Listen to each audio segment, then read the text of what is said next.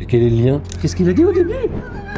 N'importe quoi. Si tu ne te pingouves pas pendant 8 jours. Allez, je me casse, moi j'ai plus rien à faire. Il faut en priorité réduire le sodium. Non, il faut en priorité consulter un médecin. Faut arrêter de boire de l'eau aussi parce que l'eau aussi ça tue. J'avoue, il a raison sur un point. Qu'est-ce qu'il va me dire? Numéro 3, prendre des douches froides.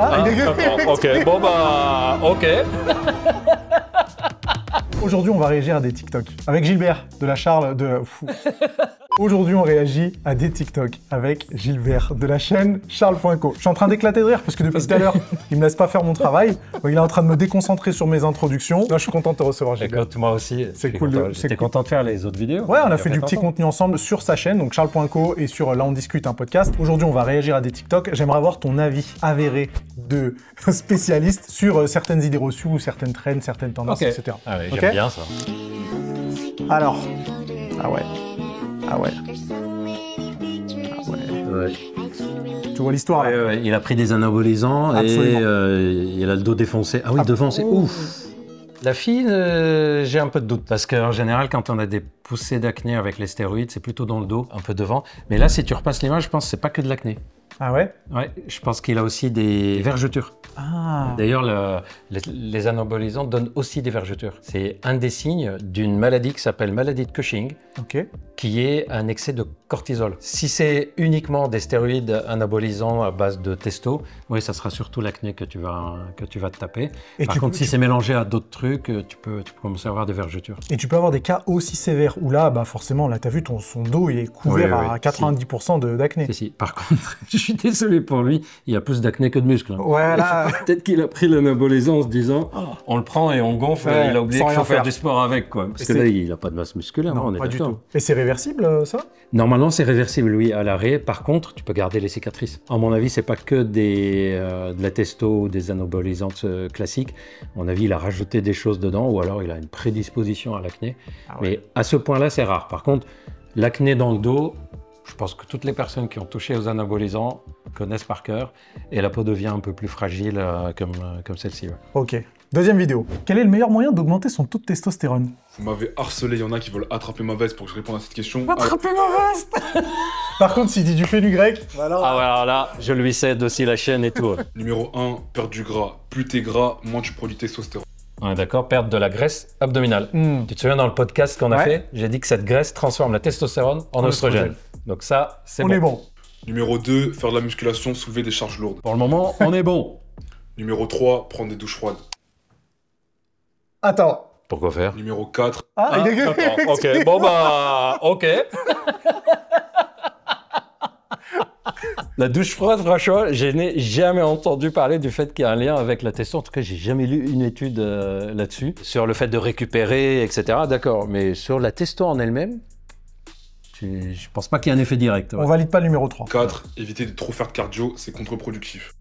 Ah. Alors, avant que tu répondes, Ouais. passé un moment, j'étais vraiment persuadé de ça et j'avais la phobie du cardio parce que j'étais persuadé que ça allait faire... ton muscle. C'est ça. Ouais. J'étais persuadé que ça allait faire monter mon taux de cortisol et du coup faire descendre ma testostérone et faire fondre ma masse musculaire. Si à un moment tu bascules dans un excès de cardio versus la musculation, oui, tu vas commencer à avoir des conséquences. Mais faire tes séances de muscu, de renforcement musculaire, de résistance musculaire et un peu de cardio, il n'y aura pas de conséquences. Ok. Numéro 5, fréquenter des meufs, que tu fasses des bails ou pas, c'est toi qui vois. Ah écoute, c'est drôle parce que c'est pas si loin que ça de la science, mais c'est pas ça vraiment. Il mélange une info, c'est qu'on s'est rendu compte que les mecs hétéros, le fait, pas qu'ils fréquentent des filles, le fait qu'ils voient, par exemple, des décolletés, des filles en maillot de bain, etc., ça stimule la libido. Et on a supposé que par ce biais-là, ça peut stimuler la testostérone, mais non, c'est plus Ça sur la raccourcit. libido. Voilà, Ok, ouais. ok. Par contre, si tu es très entouré de meufs, prends une douche froide avant. Là, son conseil commence à avoir du sens. Voilà. Numéro 6, manger sainement. Ouais. Numéro 7, le jeûne intermittent. Est-ce que c'est pas plutôt hormone de croissance, le jeûne Oui, intermittent? c'est plutôt insuline. Et hormone de croissance, tu vas baisser ta résistance à l'insuline. C'est pas un lien direct avec la testo. Ok. C'est plutôt insuline et hormone de croissance. Ok. Numéro 8, éviter tout ce qui est alcool et drogue. Ok. On va pas lui dire l'inverse. On va pas revenir dessus. Numéro 9, consommer des aliments favorisant l'augmentation de la testo, comme les noix, les bonnes huiles, le poisson, etc., etc. Je vous invite encore une fois à regarder. Il y a Non, c'est un truc pour que la plupart des personnes oublient, c'est d'où est fabriquée la testo. On ne mange pas de testostérone, tu es d'accord? Donc il faut bien que mon corps la fabrique. Or, le corps ne la fabrique pas comme ça de l'air. Il lui faut quelque chose. Il la fabrique en partie du cholestérol. Or, les aliments qu'il a cités sont riches en cholestérol. Quand on parle du cholestérol nécessaire pour la testo, c'est le cholestérol d'origine végétale.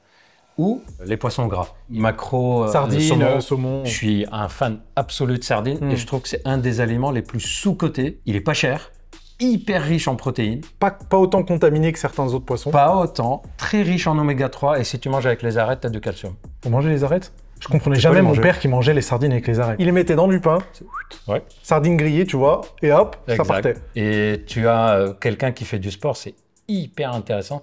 Et numéro 10, éviter le stress au maximum.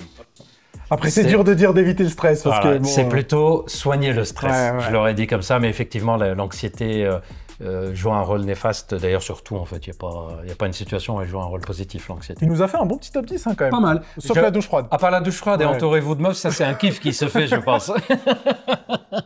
Vidéo suivante. Pourquoi il y a un trou entre tes pecs? C'est quoi ce creux entre tes pecs? Les gars, ces commentaires, ils reviennent sous tous mes TikTok. Mais il n'y a pas de creux. Une vidéo pour vous. Ah, ok. Ça, c'est tout simplement mon insertion de mes pectoraux. C'est ma génétique. Mais ça, on est d'accord que c'est les insertions tendineuses. Il y a un peu plus de tendons que d'autres personnes, ce qui peut arriver aussi pour les biceps, pour les abdos, pour les quadriceps. En fait, on a les mêmes muscles. On a, comme tu dis, on n'a pas les mêmes formes de muscles. Tu as des personnes, quand ils travaillent les pecs, ça va plutôt pousser vers l'avant. Donc, tu verras encore plus le creux de l'insertion. Tu as des personnes qui vont plutôt s'élargir. Ce n'est pas le signe qu'il manque un truc. Hein. Je ne sais pas si vous le savez, notre corps est fait de 2 moitiés. C'est 2 moitiés qui sont collées. Amusez-vous à regarder vos narines comme ça dans le miroir. La forme de vos yeux, la forme de vos oreilles. C'est jamais 100% pareil. Jamais. Et figure-toi que cette asymétrie participe à la séduction. Un visage ou un corps trop symétrique, trop lisse, entre guillemets, trop parfait, est jugé moins attractif que quand il y a une petite asymétrie. J'aurais toujours pensé le contraire, pourtant. Ça donne en fait une allure qui attire le regard, justement. Alors que ce qui est trop lisse, trop parfait n'attire pas le regard. Donc la nature est bien faite, notre asymétrie est plutôt séduisante dans les relations intimes qu'autre chose. Donc ne vous inquiétez pas si vous n'êtes pas parfaitement symétrique entre la droite et la gauche. Et tu vois, là, j'ai été surpris parce qu'au début, j'ai même pas percuté. Moi, j'ai vu tout de suite le creux dont il parle. Je le trouve au contraire super esthétique. Très dessiné. Et respect parce que c'est une forme physique qui est impressionnante. Pour sécher, il a dû galérer. La diète, elle devait être stricte. J'espère qu'il s'est lâché un peu après. Parce que... Ok, next vidéo. Si tu fais de la rétention d'eau, il faut en priorité réduire le sodium, boire plus d'eau et consommer des aliments riches en potassium comme l'avocat, les amandes ou les bananes. Pour réduire la rétention d'eau, il faut réduire la quantité de sodium. Non, il faut en priorité consulter un médecin parce que tu ne sais pas quelle est la cause de ça. D'ailleurs, quand je vois les pieds là, avec les chevilles, il y a une maladie en dessous, c'est pas juste de la rétention bénigne. Est-ce que tu penses que la rétention bénigne, justement, c'est quelque chose sur lequel on peut avoir une influence? En diminuant le sel, oui, on peut diminuer, surtout quand c'est une insuffisance cardiaque ou une insuffisance rénale. Mais le plus important quand c'est une rétention qu'on va dire bénigne, pas liée à des maladies comme celles que j'ai dites, c'est plutôt de soulever les pieds en fait. Surtout pour la circulation. Pour la circulation. D'ailleurs, un des tests pour faire la différence entre la rétention d'eau ou pas, là on le voit un peu sur la vidéo, on appuie dessus. Normalement, tu vois là par exemple sur une peau normale, tu appuies et au bout de quelques secondes, la peau elle redevient rouge. S'il y a de l'eau en dessous, tu appuies, tu enlèves ton doigt et ça reste blanc pendant 30 secondes, 1 minute, 2 minutes avant que ça redevienne rouge. Et effectivement, des fois, c'est pas de l'eau, c'est du liquide lymphatique. C'est les ganglions qui ne fonctionnent pas correctement. Et dans ce cas, c'est des massages pour remodeler. Mais là, ce qu'elle a dit, première chose à faire, c'est manger moins de sel et manger des avocats. Non, première chose à faire, c'est de vérifier si c'est bien de l'eau. Et si c'est de l'eau, de vérifier si c'est un problème de santé ou non.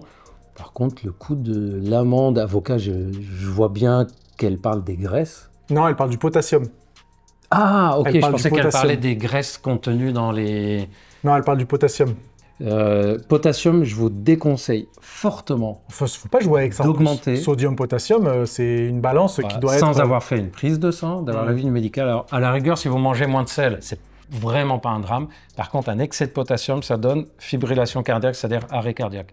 Donc, on ne le fait pas comme ça à l'aveugle sans savoir pour quelle raison on est en train de bouffer du potassium. Et t'as déjà vu les bodybuilders qui, avant une compétition, vont jouer sur la balance sodium-potassium? Oui, hyper dangereux quand c'est fait sans surveillance médicale. Ok. Prochaine vidéo. If your ring finger is bigger than your index finger on your right hand, then you have déjà vu ça, j'ai vu aussi passer ça. And can build more muscle than most. Research has also shown that these people tend to be better at sports. Si ton index est plus Il grand dépasse. que l'annulaire, t'as pas beaucoup de testostérone. C'est ça. Ok. C'est pas un symptôme de déficit en testo. Les symptômes de déficit en testo, c'est fatigue, ralentissement, idée négative, perte de libido, perte de masse musculaire, résistance à l'insuline, tendance à avoir des douleurs articulaires, etc. Tout ça, c'est des symptômes. Si vous voulez savoir si vous manquez ou pas de testostérone, aucun intérêt d'aller regarder des détails comme ça. Si vraiment on a un doute, prise de sang. Ok. C'est bon à savoir. Merci Gilbert. Prochaine vidéo. Et puis si vous pouvez dormir nu aussi. On le dit pas souvent, mais du coup, ça évite d'avoir chaud, transpirer. Les vêtements pour la peau, c'est pas ouf. Là, au moins, si vous dormez nu, ça laisse respirer votre peau et c'est beaucoup mieux. On passe le bonjour à Flavio Rimeril. Je les ai reçus sur un podcast. Ah oui? Je savais pas qu'il y avait une vidéo d'eux là-dessus, qui ont un podcast super. J'ai fait une vidéo sur charles.co pour expliquer les avantages de dormir nu. Dormir nu, premièrement, permet de baisser ta température corporelle. Ce qui est important pour s'endormir. Pour s'endormir, on doit, même quand c'est l'hiver, mettez pas le chauffage à fond.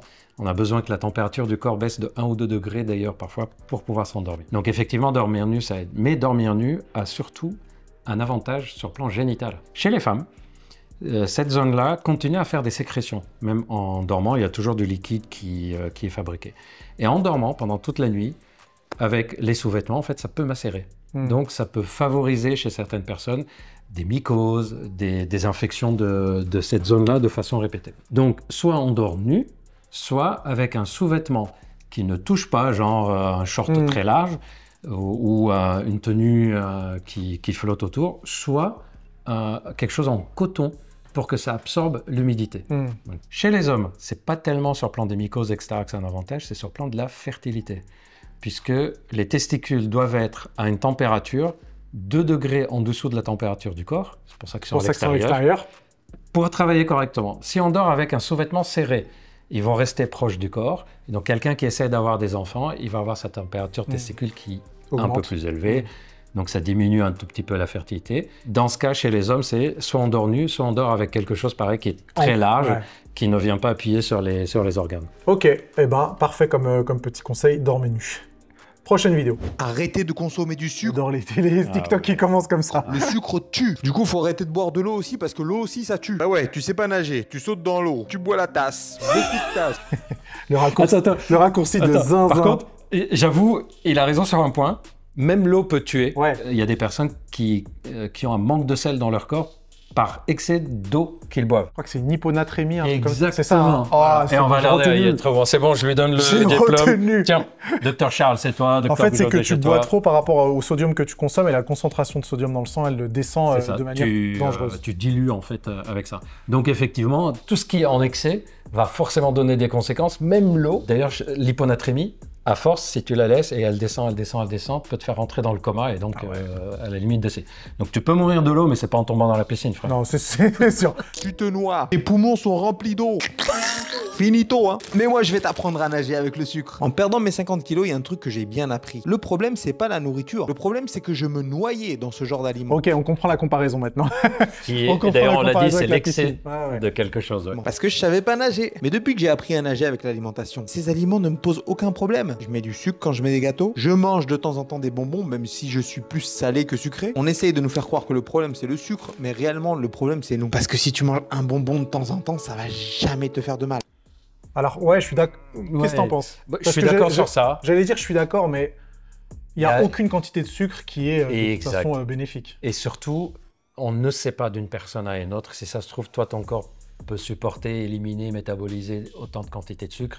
Moi, non. On sait que d'une période de notre vie à une autre, ça change. Je suis d'accord avec lui qu'on doit toutes et tous être responsables de ce qu'on mange. Sauf qu'il y a des aliments dans lesquels du sucre est mis et on n'est pas toujours conscient que ça a été bourré de sucre. Les fabricants de sucre et aliments sucrés savent très bien que ça peut aussi rendre addict. Et donc ils jouent sur ça. Donc voilà, oui, nous on est responsables, mais je pense que c'est pas mal que les personnes qui fabriquent soient responsables aussi. Hein. Brosse-toi bien les dents après, par contre. Ça, oui, ça peut faire du mal aux dents. Avant, je remettais en cause beaucoup l'industrie agroalimentaire, sans me remettre en question moi-même. Et le fait de me remettre en question, ça m'a beaucoup aidé pour ma perte de poids.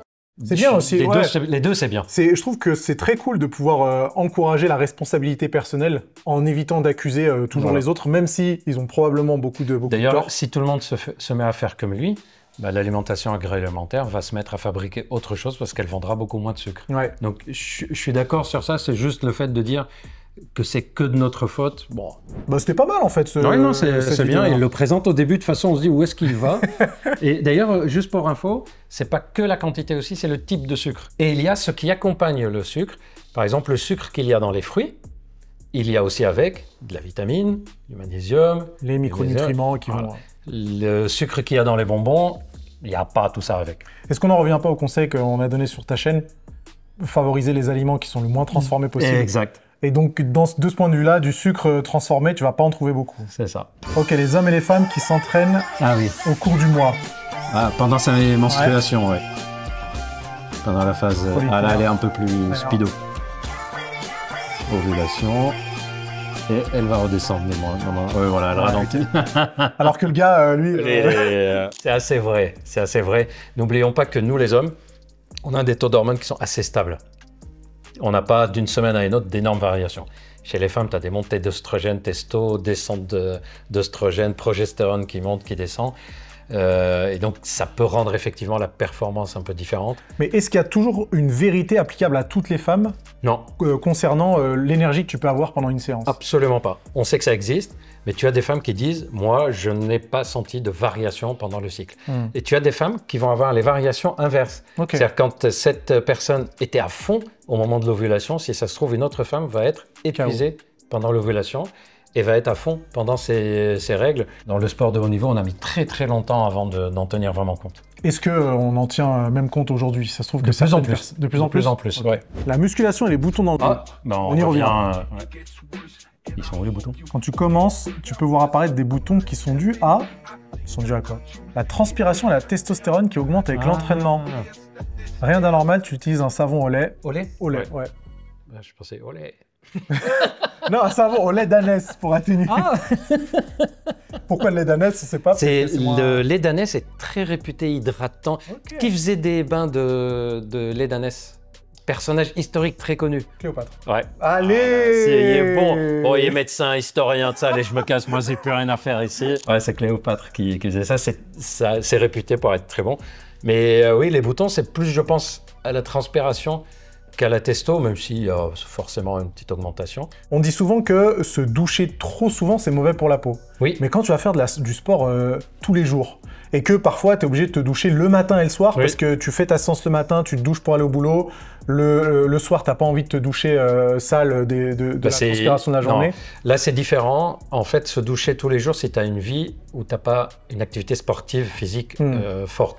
Quelqu'un qui bosse dans les bureaux, qui fait du sport 2 fois par semaine. Tu n'as pas les mêmes sécrétions sur la peau, tu n'as pas la même accumulation de sueur sur la peau. Rappelons quand même que les sueurs sont faites pour éliminer des toxines et contiennent beaucoup de bactéries et beaucoup de graisse. Et donc, les sueurs sont plus à éliminer une fois qu'elles ont séché. Donc, c'est logique de se laver plus souvent quand on a plus de sueur. Ok. Et on garde quand même le conseil du lait d'ânesse, savon au lait d'ânesse. Ouais, le lait d'ânesse, très très bien, mais bon, savon de Marseille, ça marche tout aussi bien. Ouais. Ok, on testera. Ceci est un cadavre humain et tout ce que vous voyez en jaune, c'est de la graisse viscérale. Il y a 2 types de graisse. On a la graisse sous-cutanée, c'est la graisse que vous pouvez toucher. Et on a de la graisse à l'intérieur de la cavité abdominale, autour des organes. Ok, graisse sous-cutanée sous la peau. Et graisse viscérale. Graisse viscérale qu'on a entre les organes en fait. Ok. Alors il est tout à fait normal d'avoir de la graisse viscérale, mais le problème c'est lorsqu'on a de la graisse viscérale en excès. Et malheureusement, plus on est obèse et plus on a de la graisse viscérale. J'avais entendu dire que la graisse sous-cutanée, donc sous la peau, elle n'était pas si problématique que ça métaboliquement. Il n'y a aucun lien entre la graisse sous-cutanée et le risque de développer du diabète, faire des maladies cardiaques, des choses comme ça. Par contre, la graisse viscérale, oui, et la graisse musculaire. La graisse musculaire, c'est vrai qu'on l'aborde jamais, ça. On n'en parle jamais. D'ailleurs, la graisse viscérale, elle est difficile à identifier en faisant juste l'indice de masse corporelle qui utilise le poids et la taille. L'IMC, Voilà, l'IMC d'ailleurs, il est pas un super indicateur. Il est Parce que décrié, quelqu'un il comme est pas toi, mal décrit. Bah moi je suis obèse. il va avoir un IMC d'obèse, mais J'ai un parce que la IMC masse de- musculaire, voilà. J'ai un IMC de 29, donc voilà. Ce qui permet de repérer le plus la graisse viscérale, c'est le tour de taille Mhm. et un examen de scanner qui permet de voir qu'il y a de la graisse au niveau du ventre. Bière après la course, mythe ou bien fait? On regarde en premier. Une petite bière après la course? Aujourd'hui, un peu de science, on démêle le vrai du faux sur le mythe de la bière de récupération. Alors tout d'abord un point sur la composition. La bière est composée de 4 aliments, de l'eau, du malt, du houblon et de la levure. Mais elle contient également de l'alcool, des glucides, des vitamines B Sans et blague. des molécules végétales que l'on appelle des polyphénols. Ah, c'est les polyphénols Ouais. qui seraient censés améliorer la récupération? En vrai, si tu prenais que les polyphénols, ok, pourquoi pas. Mais il l'a dit juste avant, tu as du sucre. Et de l'alcool. Ouais. Tu as du sucre et de l'alcool. Prendre ça après un effort, si c'est pour te faire plaisir, ok, pourquoi pas. On va pas dire non de temps en temps. Mais si tu le fais juste pour la récupération, autant prendre des compléments avec du Qui sont polyphénol. adaptés. Ouais. Attends, peut-être qu'il va dire quelque chose d'autre. Une bière sans alcool permet de réhydrater le corps et d'apporter Ok. des glucides. Là, par contre, je ne suis pas d'accord. C'est vrai que l'alcool déshydrate. Mhm. Mais bière sans alcool, souvent, c'est très sucré. Si tu viens de faire un effort et que tu prends du sucre rapide, déjà, tu viens de perdre pratiquement tous les bénéfices si tu cherchais à équilibrer ton poids, à sécher, etc. Et pas sûr que tu vas te réhydrater. Pour s'hydrater, il n'y a qu'un seul truc, c'est l'eau. Mhm. L'alcool aura plutôt tendance à avoir l'effet inverse puisque l'alcool a un effet diurétique et donc déshydratant. Ouais. Est-ce que vous suivez? On suit, on suit, on suit. Attends, frérot, c'est au bout de 2 infos, on décroche. On est pas mal, on est pas mal. Attends, il reste quand même 20 secondes. Petite astuce, il semblerait que l'ajout de sodium à une bière alcoolisée en améliore les propriétés de réhydratation. C'est de la bière, en fait. Exactement, j'allais dire c'est Il y a des déjà électrolytes en mis fait. tellement de trucs, mais ouais. C'est des électrolytes et C'est de l'eau après, pétillante avec un peu de d'électrolytes la dedans. limonade, Ouais, du c'est ça. sodium. Donc du coup, la bière après l'entraînement, que ce soit avec ou sans alcool, autant se diriger vers d'autres Franchement, boissons. moi, sur plan médical, j'éviterais.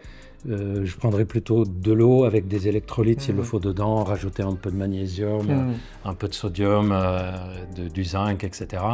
Comme après une cuite, quoi. Ça rejoint mon approche à déconseiller de toute façon l'alcool. Ok, prochaine vidéo. Plus 150% de testostérone si tu ne te pinoufes pas pendant 8 jours. Qu'est-ce qu'il a dit au début? Attends, remets. T'as très bien entendu. Plus 150% de testostérone si tu ne te pinoufes pas pendant 8 jours. Attends, on n'a pas la fin encore. Parce que nous, les hommes, parce que ça concerne que les mecs, si ton corps, surtout lui là, il capte que tu n'as pas trop envie de... T'as pas envie d'avoir de relations... T'as pas envie de LeBron James, il va sécréter des hormones pour te faire travailler un peu. Pourquoi? Et quel est le lien? Ouais, J'allais passer d'un truc à un autre, mais alors... C'est pour ça que j'ai arrêté la vidéo là. Est-ce Il qu'il y a un- dit, si ton corps sait que t'as pas envie de LeBron James... T'aimes bien cette expression. Ouais, là, c'est la première fois que je l'entends. Bah, il va te dire, vas-y, fais du sport. N'importe quoi. Il y a une différence entre ne pas faire un truc et ne pas en avoir envie. Lui, il parle de ne pas en avoir envie. Et non, ça, tu peux pas le maîtriser. Avoir envie ou pas, vous pouvez pas le maîtriser. Ce que vous pouvez maîtriser, c'est ce que vous faites de l'envie. Ouais. Alors, bref, mais on va revenir dessus sur le... Comment il a dit? Pinouf. Ouais. Ton corps, il est en train de te dire, allez, faut procréer là, on y va. Tu es fait pour ça. Mais pourquoi, au bout de 8 jours, ça descend et ça revient à des taux de testostérone complètement normal? Ok, là t'as vu, il vient de Ouais, montrer c'est un une graphique étude, en où fait. t'as Ouais. où t'as une montée de testostérone Et une redescente. et une redescente Voilà. juste après. Et reste un peu, ça va pas te plaire. Il y a eu des études sur des copains qui ont du mal à lever le machin. Ouais, parce que ça peut arriver à tout le monde. En tout cas, La il est drôle, machine, elle veut pas. C'est pas grave, ça se règle. On appelle ça des dysfonctionnements érectiles. Bah, ces copains-là, ils leur ont demandé de pas se pignouf pendant plus de 3 mois. Et ben, les taux de testostérone, ils ont baissé grave. Et toi, tu vas penser que ça va booster ta testostérone si tu te ta pas pendant plus de 3 mois. Par contre, je vais m'inspirer de lui. Je vais faire mes vidéos comme ça, Comme ça, moi. tu te casses pas la tête. Ouais, hein. il y a juste le Marcel, je le mettrai pas. hein. Alors, il y a des études qui ont essayé d'étudier le lien entre le NoFap et la testostérone. Et effectivement, chez certaines personnes, ça contribue à l'augmentation, mais transitoire, de la testostérone. Après, elle redescend. Donc c'est une augmentation qui a en fait pas d'incidence Qui sur ton humeur, ta Non. musculature, tes gains, etc. Ça va pas relancer les sécrétions de testo. Donc du coup, le raccourci qui est fait avec la testostérone, il est trop vraiment rapide. il est trop rapide. Ouais. Bon, par contre, la forme était marrante. Ah, j'ai adoré, ouais. C'est la dernière vidéo, Gilbert. Ah, bah écoute, c'était pas mal. En fait, c'est marrant parce que sur le fond, on n'est pas loin de la vérité. Il y a des infos qui partent d'une bonne intention, qui partent d'une info plutôt vraie, Mais malheureusement, c'est habillé avec des détails qui noient le truc. Et, voilà. Ok. C'est ce côté... divertissement. Ouais, un peu divertissement qui forcément joue un rôle. Mais... Pour faire mieux, on ira sur ta chaîne, Charles.co. Je pense même que tous les sujets qu'on a abordés, ils sont tous sur... Oui, il y a une vidéo il y a des vidéos sur la masturbation, les bienfaits, les méfaits, comment on sait si on est addict à la masturbation. Il y a même une vidéo pour expliquer pourquoi on dit que ça rend sourd, d'où ça vient. Il y a les vidéos sur la testostérone, dans quel cas il faut en prendre, est-ce que c'est dangereux, quelle forme on prend. Il y a des vidéos sur les problèmes d'érection, d'obésité, de nutrition, etc. Il y a de quoi faire, quoi. Ok. Eh ben, vous irez tous vous abonner à la chaîne Charles.co. Merci beaucoup Gilbert pour ta disponibilité. Merci à toi pour l'invitation. Toutes les infos de toute façon de ta chaîne, elles seront dans la description. On a filmé 2 autres vidéos ensemble, une pour ta chaîne. Une qui est sur ma chaîne dans laquelle il donne des super conseils. D'ailleurs c'était un test parce que je lui ai posé plein de questions et il répondait sans savoir si moi j'allais être d'accord ou pas. J'ai passé un examen sans pitié. Si vous voulez savoir la note qu'il a eu, allez voir la vidéo. Si vous voulez savoir si je l'ai réussi, vous allez sur la chaîne Charles.co. On a fait un podcast aussi sur Là on discute, il est super intéressant, c'est une discussion d'1h30. On aborde plein de sujets différents. Et ben Gilbert, merci encore. Merci à toi. Et puis à bientôt. Super cool. Ciao.